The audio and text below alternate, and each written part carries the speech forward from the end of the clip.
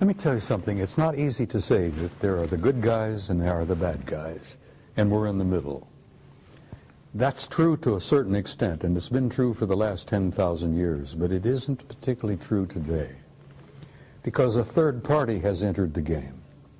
An advanced culture, God knows who they are and what they are, but they're higher in the what they call it, the hierarchy. These guys at the top of the hierarchy are primarily spiritual in nature, and they have intervened. And they have said, listen, we've had enough of this bullshit where you've warred among yourselves, you've had these clan disagreements and blah, blah, blah, blah. This family and that culture and that group, that's going to cease. Because the human race has been in the damn middle for so long now that they've reached a critical point in their evolution and their development. And we're going to have to see that the human race survives and makes this awkward, painful transition into a new race, into a new species. And this higher element, this higher spiritual element in the hierarchy has intervened, and they have literally said, Carrie, knock off the bullshit. We're not going to have any more of this. There's not going to be any more planetary wars. We've had enough of that. We've lost too many millions of people over the years. We're going to control this carefully. We're going to give them an encouragement. We're going to give them an opportunity, and we're going to assist them to make this awkward transition into a new race. Now, the only reason I'm hopeful now, and I used to go through this, I was very depressed and very cynical, because I'd seen so damn much of the knockdown, drag-out brawls, not only among our own people, but among some of these guys.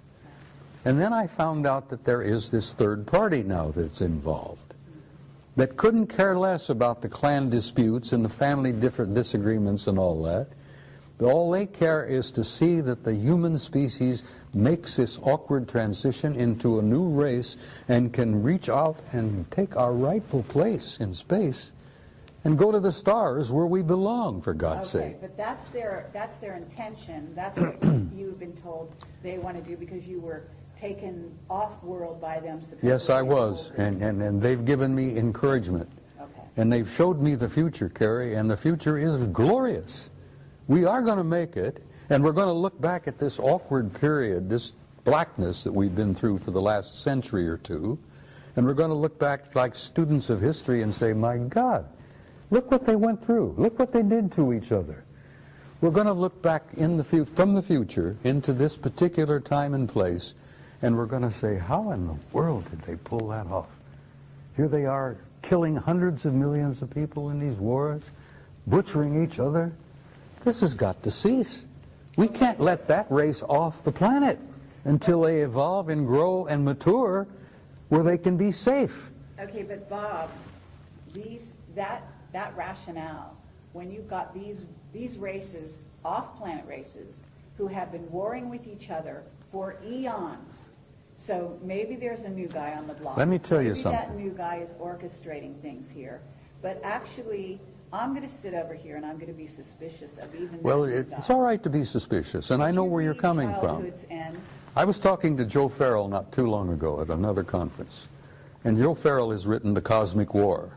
And The Cosmic War is a true story of a war between interplanetary intelligences. And they literally damn near destroyed each other. They destroyed a planet beyond Mars, for God's sake, in our own solar system. But that crap has got to cease, and I have had the opportunity to meet guys from the higher level who said, we're not going to allow that to happen anymore. We're going to give you a chance to make it. And the only reason I'm hopeful, and I told you this privately earlier, is that I have seen the future, and there is a future for the human race, and it's beautiful. Okay, and I appreciate that, okay, and I would agree with you. And I think a lot of people listening to this, who will listen, will agree with you. That's why we're all here. That's what we're working for. But the work is still to be done. And what I want to do is keep eyes on the ground right now. And I want to talk about the idea of what's right before people, because this is 2012.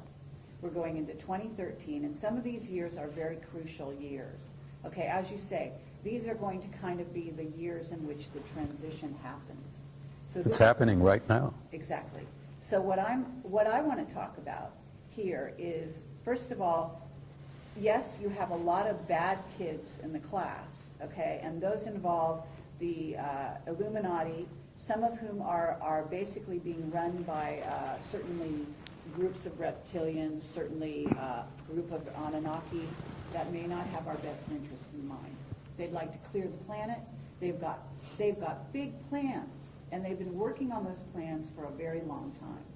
And both of you must have been face to face with that agenda. Their agendas exist because they exist, and they've had some of their own personal agendas for eons of time.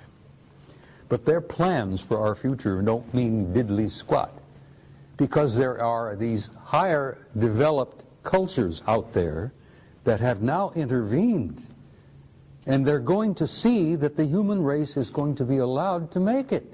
Okay, and you've said that, and I agree. But the thing is, the idea here is not that somebody come in, organize the schoolyard for us, and then they go off on their own business, and then we're left to deal with it. The idea is that we learn to walk on our own. We organize the schoolyard ourselves. Okay, so there's a great importance for the human race to take sovereignty, to take their rightful place as members of the galactic community. And to recognize who we are. What they understand who they are, yes. That we have, okay? The human race is precious. The human species is so unique that they told me, when I was with them for 6 weeks, I was asking them question after question after question. I found that they were as interested in me as I was interested in them. And I asked them why. And they says, you human beings don't grasp who you really are. You have a unique genome that is unique in the galaxy. You're made up of the patterns and the parts and pieces and genes and whatever of at least 12 different races in the universe. And as a result of that, we think of you as unique.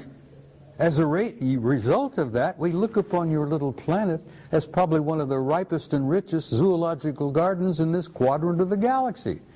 And that's the first time I realized the galaxy had been divided into 4 parts. I didn't even realize there was a quadrant. And they said, oh yes, you're the most unique and precious zoological garden in this quadrant of the galaxy. Absolutely. We venerate the planet, we venerate the flora and fauna on it, and we're going to see that it survives. Now, I'm getting this from the higher level.